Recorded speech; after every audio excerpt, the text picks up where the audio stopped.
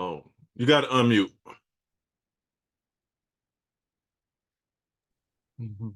What's poppin'? Peace, Dame. What's happening, bro? Everything is great. I got to give you, I was told prior to give you the proper introduction.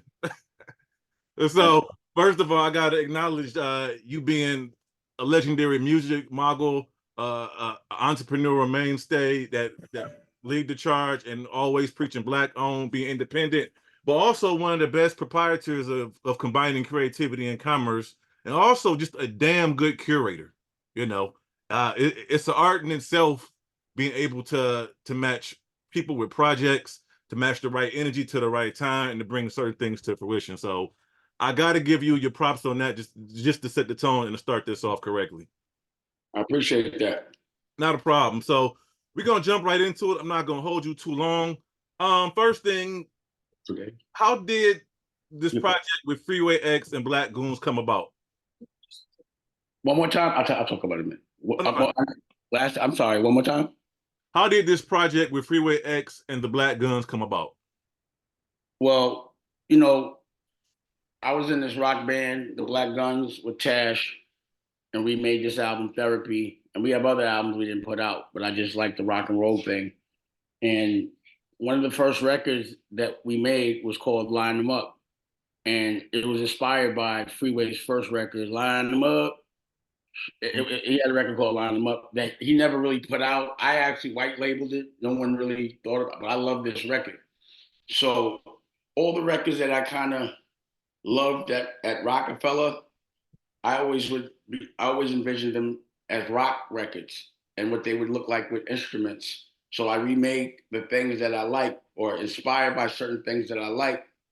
I turn that into with the band, and Freeway had, he's been going through some challenging things over the years. He's lost his two of his kids and the kidney failure and the diabetes. And he's fought all those things, dealt with all that adversity, and he's still out there fighting. He's still out there doing well. He still looks young, but most of all, he's been in the school, his Freedom Thinkers Academy. He's been running around the schools and giving curriculum. And I'm part of something, and he is now as well, called the OSG, which is All School Grounds. And it's a group of hundreds of principals from economically challenged places all over the world. And they meet up on Thursdays and they talk about how to make things better.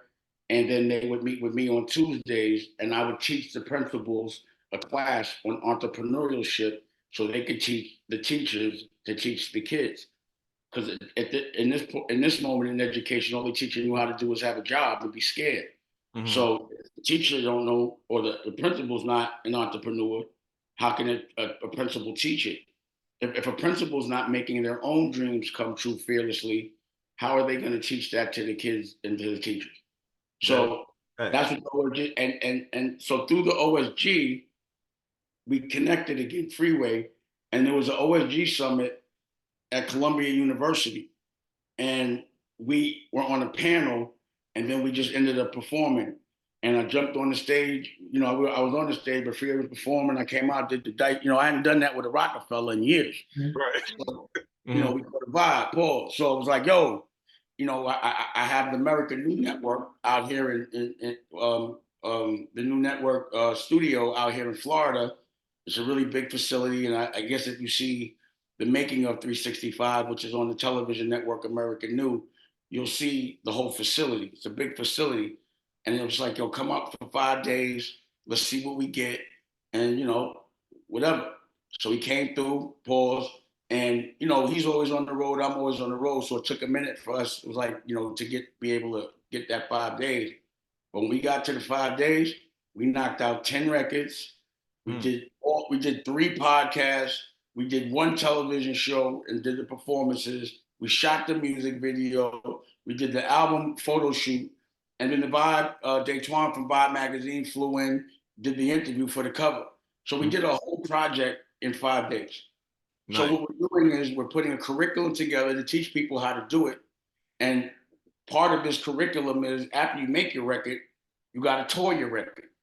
So now that's what we're doing. We're going into these marketplaces and doing smaller venues just for practice, just because you got to, just for respect for the art. So I find that in order for people to do things, especially, you know, when it comes to me, Mhm. I can't just tell them what to do. I got to show them what to do. So if I'm doing it at 52, Mhm. there's no reason why a young creative can't go make their album, go route their tour. And again, it's not like it costs money to call somebody and go to a venue and book it and let them get the drinks and you get the door or some shit like that. But either way, it's part of the curriculum. And then we made a documentary to showcase the whole process as well. So my thing is, whenever I'm going to make money off entertainment, the entertainment can't just be something that distracts you. It has to be something that teaches you. It has to come with curriculum. And that's what America Knew the network is. I made it free for everybody. I learned about the CPMs and the data. So now I can teach all of these creators, content creators, or anyone that makes their money digitally, how they're getting robbed and what language they should be speaking, just based on the fact that, you know, I'm the chairman of a television network. Mhm. So I'm Nice. the chairman of a television network, but I'm still dealing with my creative side. You know, I'm not just sitting behind a desk and then all I have a CEO, his name's Prophecy, and the ad tech was the most important aspect of this. And it's a language that we just don't understand right now. So if you don't know the value of the conversation, or rather, if you don't understand the conversation, you don't sometimes understand the value of the conversation. No, I But think your conversation is extremely important. Cause not sure if you're aware, but the collective artists in Detroit are kind of experienced kind of resurgence in the hip hop scene here. Dudes are charting, they're getting good looks, good features, a lot of and attention towards but it's good Detroit. art down there too. Right. My nephew, little Stevie, put me on with some dudes or his little art district. You know, rather than play that collectives. It's Right. good. That's why I like Detroit because it's way more artsy than people know. Like to be honest, and right now Detroit's like one of my favorite towns. Like I was bugging out when I went out there because you know I did the movie with Tommy Duncan. Yeah, I was gonna ask you about that in a minute. Yep. Yeah, well I'll let you ask that. I don't want to take over that. No, you're good, you're good. Right quick, back to the project, you know, Freeway. I listened to the joint. I watched the video on YouTube, and it did take me back to the Blakroc project you did in '09 with the Black Keys. Oh, that's Yeah, kudos. Black I Rock. was and I'm not saying that to pander. I was a fan of that project when it came out because I like the Black Keys. It reminded me of the White Stripes, which is from Detroit, and so I I rocked with it. I was hoping it would be more projects that came Look, from let me the tell success you, of. it's funny you brought that up Mm, because just before this interview was on my mind, because mm, we did a part two, mm, right? They got Sean Price on it, mm, Talib, Wiz Khalifa, mm, Currency, Most Def. But when these motherfuckers blew up, they didn't want to tour. We never toured it. mm, So like I have issues, not too much with Dan Arabic, but mm, more with Pat. You know, mm. I understand that. That was but a I great have a solo whole nother project. And then they did some slick shit. And project. the kid that was filming for me was a white kid. And they Mm, did some old side shit mm, and was like, don't give them the footage. And I still got to get at this nigga Jonah. It's again the reason why, because I was thinking about why we're called the Black Guns, right?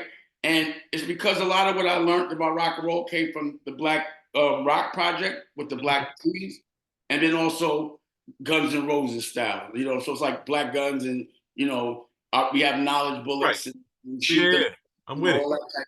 Mm. So I'm really impressed that you know about that. I want you when you do watch the stuff, watch it on American Media Network as well. I want you. Have you seen it yet? No, I have not seen it. I have the app on my phone. I haven't dug into it though.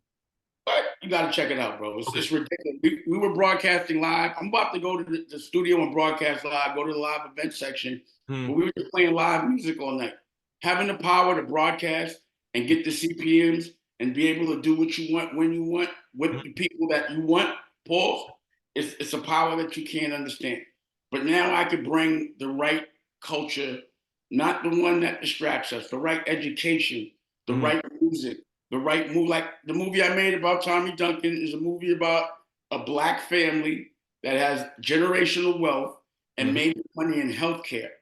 mm, Now, you never see anything in the movies about anything black dealing with anything but us getting our asses whipped by them, or us beating each other up, or us being athletes, or us being rappers or entertainers.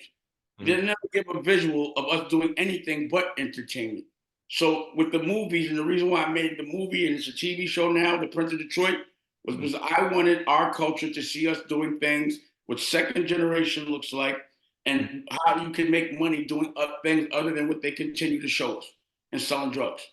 You know what I mean? Yep, I got you. And it's so much wealthy black people in Detroit for years, Mm, and people just, and that's why I want to showcase us winning. What does it look like when we win it? I like that.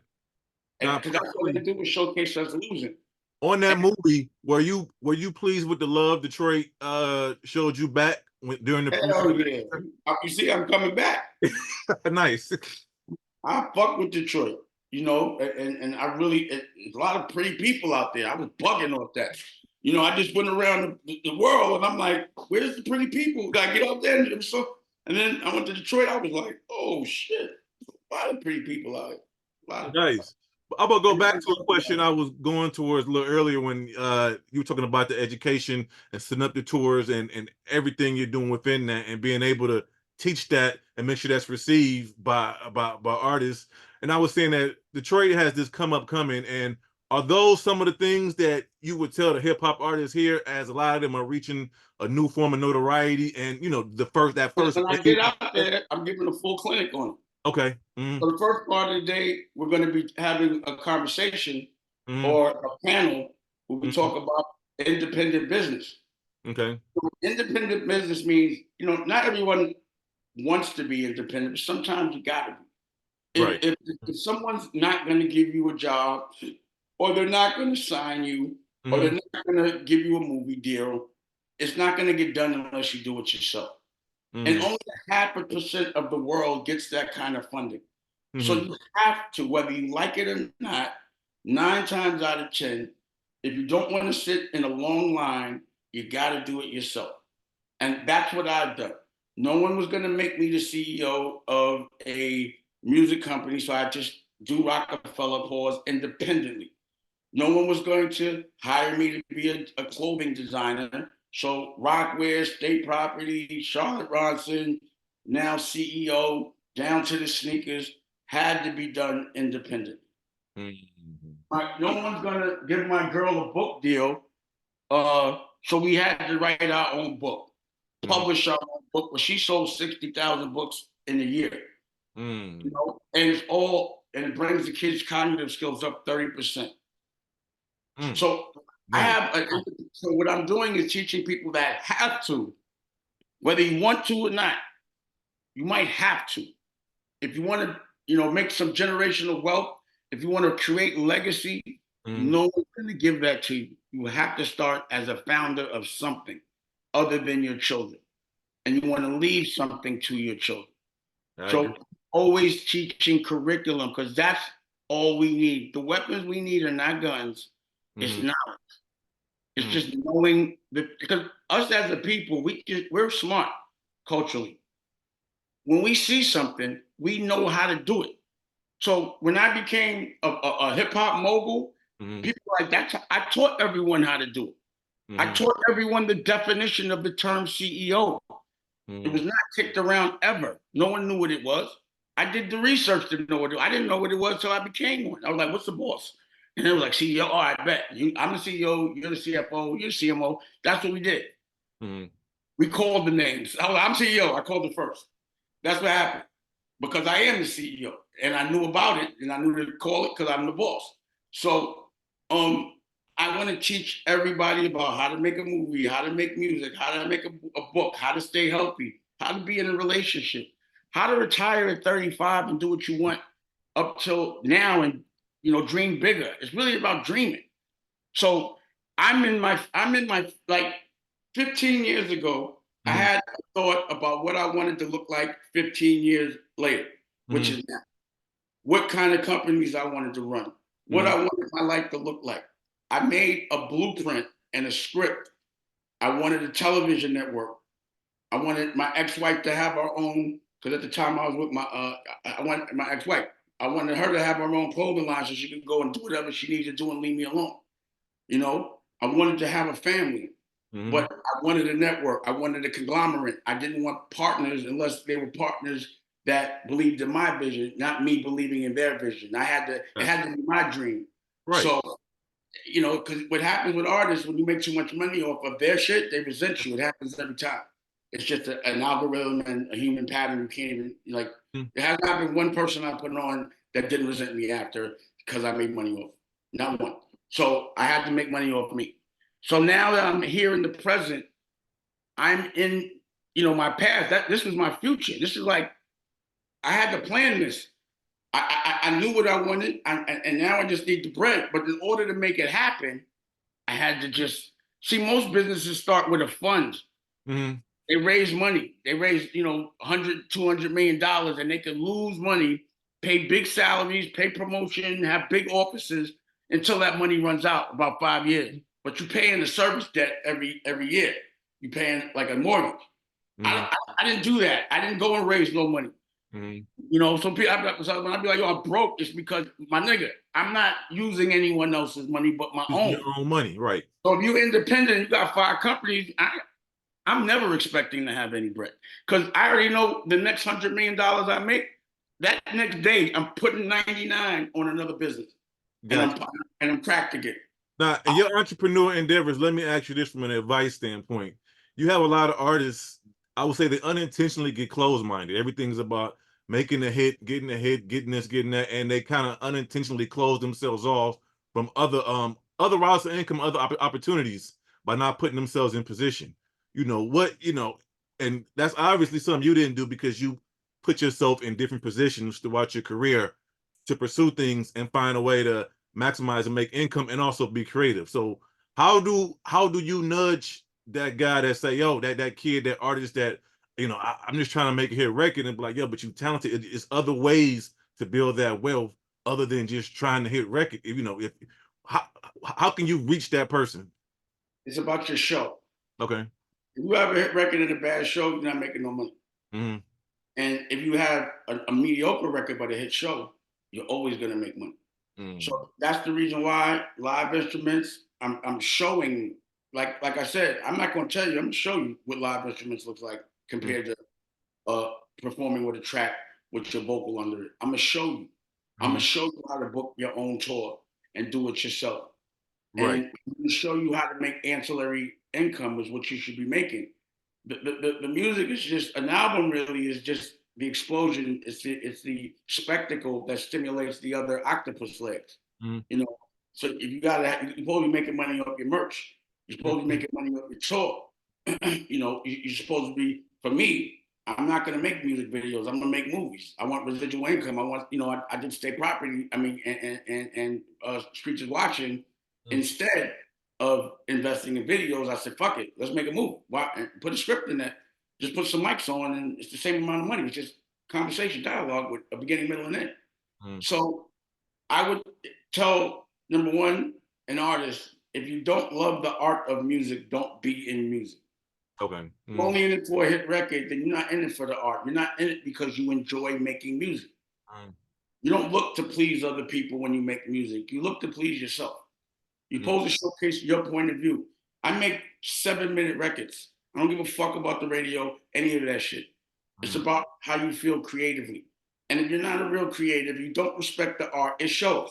You will not make money, and you will not become the hit record or get that hit career that you envision, because you don't know the blueprint or the roadmap to get there. Because you don't love the art. You love the fame. You love the girls, and you love the jewelry. But you might, if you don't love the art, stay out of it. It's really easy, and you can tell when someone really looks at the art, because they're looking at all verticals. They're not only making a record, they're making sure their visual is ridiculous. They're making sure their show is ridiculous. Right. They're making sure their merch is ridiculous. So when you're an artist, you become a conglomerate with 7 different businesses off top. You got to know how to make movies. You got to know how to make documentaries. You have to have a clothing line. You have to know how to tour. You know, you have to know how to collect your income. That's why you should know about the CPMs and the BPMs, so you know how much you're getting robbed. So you don't think because you have a billion streams, you're making $1 billion and you only get $40,000. What are you hustling for? You know, when you get into a business, you have to understand how much money you're gonna make. What's the business model? Most people get into music and just think you perform and make money. You know, you do a record and you make money. That's the furthest from the truth. Most of the artists that are still around today made their money from other things, not music. Got you. The ones that you still hear about, Hmm. you don't hear about us at 50 years old. I'm probably the only one still making music. And I wasn't making music back then. Now I've become an artist at 52. Right. Hey. Any Will Smith acting, Yep. Jay business, Latifah acting, Ice-T, you know, a Tyler the Creator. That's a creator. You know what I mean? Meaning he's going, regardless of whether I agree with what he say or whatever he do, he's gonna give you a good visual pause. He's gonna give you a good show. You know that he's putting time into the work. There's gonna be an instrument play. Right. You know? I'm liking like the young, like I like the pivot that Lil Yachty made, and he turned into into like, you know, Pink Floyd and a real, you know, an alternative. He understood. He wasn't chasing the hip hop. He was like, it's better at the festivals. I'd rather go to Poland. You know what I mean? Yep. Or a Kendrick Lamar, who's a real lyricist. You could tell that he loves the art of actually poetry. You could see it. You know what I mean? Yep. So I'm not describing the other artists, but you know, also there's a vertical of music that is the voice of the street. That's drill. But it's painful to see kids that young not understanding that if they kill someone, they're going to go to jail or get killed. They've never been in a jail cell. They don't know what it looks like to be a kid and then turn into a man, regret everything you did as a kid because you had to sit in a cage your whole life for something you did based on a hormone and because you're scared. So, you know, as an adult, it's hard for me to push things that I know are going to hurt kids, even if I'm dancing to it. No doubt. No doubt. That makes sense. Now question as it relates to Detroit, artists. Y'all still doing the shit out there, right? Yeah, yes, sir. Yeah. What up, though? See, I know. There you go. You got it. You there. Now, my man Paris Noel told me you connected with him. Any other artists here you've connected with, hip hop artists, singers that you or anybody that you connected with that you've taken a liking to, that you know, like that you like what you heard, like what you saw? I mean, again, Paris, I met him out here. Okay. I didn't meet him in Detroit, so I was in Detroit for 2 days, and you know, I'm 52. So for the younger kids, if I get introduced to your music and I see a potential, then I'll tell you what I know. I'm not usually like in my car. I'm not listening to hip hop at all. You know what I'm saying? It's very rare. I listen to what my kids, my daughters listen to. You know, and I'm like, I'm not going to judge it because I'm 52. It's not what I was listening to. There are some things I like, but I'm not so interested in looking for an artist to put out the music. Like when I got with a Wiz Khalifa, I made mad records with Wiz Khalifa. You know, a lot that I didn't put out because I just wanted to do other things. Like I wanted to make movies. I wanted to make. I just like to do the other shit. I like the art. I like to see what is your, like, what would a painting look like? You know, like when we did the Freeway project, while we were making the music, we had a painter in there painting. You know what I mean? Yeah, I always do that. I might put one, if the stage is big enough in Detroit, I'll put a painter on there, a local painter, and let them paint. And because I like to get the energy and capture whatever we do and capture the vibration in the paint. Like I've become such a creative that I'm not looking for creatives. I recognize them.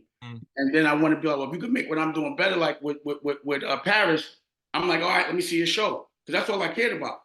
Right. So the next day, he performed, and I was like, oh yeah, he can rap, and he's musical.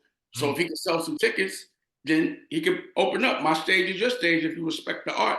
What we did was when I met him, afterwards, we went right to the studio after the show, and he made a record with Nicky Licky. And you know, it was, and I liked what happened because a lot of people came to the studio after, but people thought it was going to be a hangout. We got to work. He came to work. We came to work, and people started leaving, and it was just us three in there after about a half hour because we wasn't even worried about nobody else. We were just working. So I liked the focus that he had. I liked the respect that he had in that environment, and that he already had a record on deck. He was ready, and then he performed the next day and he did a good show. So yeah, let's go. And I have Dame Dash. I have the Blakroc music group, right? and that's where we distribute labels. And then I have Blakroc Records, and that's the personal projects that we put out. So anyone that wants to put out a record, I distribute. That is a department, a vertical within the conglomerate, Blakroc. We distribute music. I'm more looking for labels. I'm looking for generals that have armies more than artists, or not to say soldiers to disrespect them, but there are artists that are generals. I'm looking for generals. I'm not looking for soldiers. Got you. Any other? I know you talked highly about Detroit, and Detroiters, we love that kind of stuff. You got any favorite stories, old, new, whenever? Just any favorite Detroit stories. It could be something as simple as going to your first Coney Island. Just whatever, anything sticks out. I'm not even gonna hold you, right? I didn't have the same perspective on Detroit. The last time I was coming to Detroit for, you remember when like the football stadium was for sale for like $2 million or some dumb shit? That's the last of Detroit that I had. No, I was going there because I was trying to make electric cars. So I was in Detroit because of the car industry. And what I can say is that I've seen it evolve so much. So my favorite story would be my last one. When I went to Detroit, I was there I went 2 times in a year. And the second time I went, I was out. I stayed for 3 days. I went out every day. I don't go out. I love the energy out there. I love the way they party. How much fun. And, I like to talk, the pimpish talk. Everybody got that pimpish talk. I love all that stuff. Let's go. I can't say I have a specific story I can remember. I smoke weed, I drink a lot when I'm partying, but I just remember the last time I was there, it was like I got to come back. You feel me? And it was a nice hotel out there. I liked too. It was nice. I don't have a specific story I can remember. No, you got. Hey, be honest. You ain't gotta make it up. That's fine. Whatever you guys, what you got. Last question. And also, Aaliyah was from Detroit. Yeah, yep. Did you ever, by any chance, would you ever hear during that time period at all? With Aaliyah? Yeah. Nah. We didn't get to travel. She was always on the road, and I was always on the road. A lot of our relationship she spent in Australia. It was like a strong 2 months, and she went away for like 6 months, and then it was, another 2 months, and it was a wrap. Then that thing happened. Got you. Okay, now another question. You can speak. I know you can speak to this as well, and this is something that Detroit is going through a lot. In combining music with the commerce of business, as far as, okay, I'm a pop and hip hop artist in my city, and I'm trying to work with bigger brands, bigger businesses, but at the same time, I'm keeping my independence. I don't want to compromise myself too much to a degree, but a lot of people have a hard time just kind of navigating that. You know what I mean? So, and I know you've done a really great job at it. If you feel as though they're asking for too much or doing too much, you say, no, I'll stay independent. But if you can build that relationship over and over again, we've seen you do it. Can you? What I'm saying is there's a way to deal with corporate. So yeah, corporate, they can't. I would never let corporate sign me as an artist. That would never happen. I could let them distribute. We could do a co-venture, but you have to know the business. So I do work with corporate. I just don't work for corporate. You understand what I'm saying?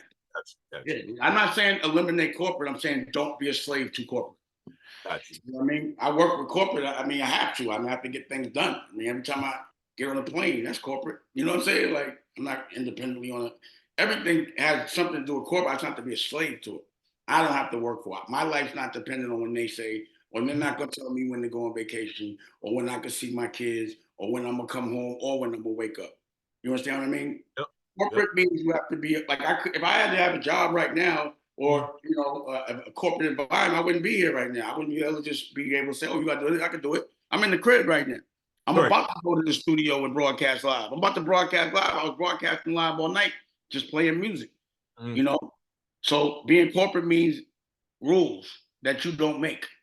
It's like being in someone else's house and you can't go in the refrigerator in somebody else's house. You know what I'm saying? You can't walk around pause without your clothes on in somebody else's house. You can't do what you want. You can't tell someone to leave when it's not your house. Gotcha. So, that's just me. Freedom is priceless to me. I'd rather struggle a little longer, work hard, and if I'm doing what I love, it don't feel like work. All right, so this whole 15 years, because what people don't, with the one thing that I don't understand, but sometimes I hear people like make another hug, like someone else saying that dumb shit. Mhm. I don't make another rapper. I make another $100 million business. So Mhm. as soon as Rockefeller was over, a year later, I had Rachel Roy doing $100 million. But Mhm. because people don't understand anything but the language of music, Mhm. they didn't even know that I had a whole nother vertical that was bigger than Rockefeller the next year. Mhm. They tried to make me look like I was fucked up. And it was funny to me. I'm like, wow, that's funny. I'm making more money now than I ever was, and they calling me broke. Mhm. And that's how I know that you can't trust the world's narrative. You have to make your own. So now, unless I make another rapper Mhm. because I'm black and you want to put me in a box, I'm not doing well. But I'll go start a fashion company called Rachel Roy from scratch and have it doing $100 million, and y'all ain't gonna say a word. That's how deceived, and I couldn't even believe people believed it.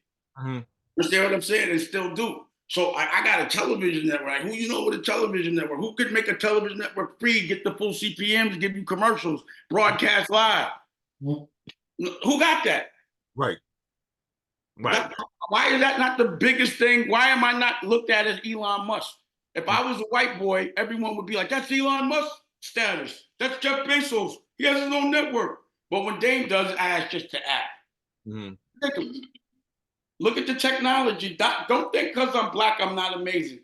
I am a superhero. Don't ever let anyone tell you I'm not, and don't let anyone ever tell you that you're not. Mhm. But that's what you speak to, is that just society that defines your wins for you. You don't get to define your own wins. Society wants to define the wins for you. And that No, you they think they can. yeah. Someone that has nothing to do with my life can't define a fucking thing. A soldier can never judge a general Mhm. unless he's in that general's army. That's it. Amen. That is the perfect that damn it, that was the perfect fucking way to end the interview. The perfect quote. Dame, I appreciate your time. And I more than that, I appreciate the energy you brought to the city, and I appreciate the energy you're gonna bring to the city next a week from today. That I mean, it's much needed. I look forward to. I'm looking forward to going to Detroit. That's Yeah, my people gonna love me. love. Everything you said, the people here to hear that in real time from you, man, means everything, bro. Oh, yeah, we're I gonna mean, talk. We're gonna chop, pause, we're gonna chew. yes, Word. sir. Take care, Dame. Appreciate you. All right, bro.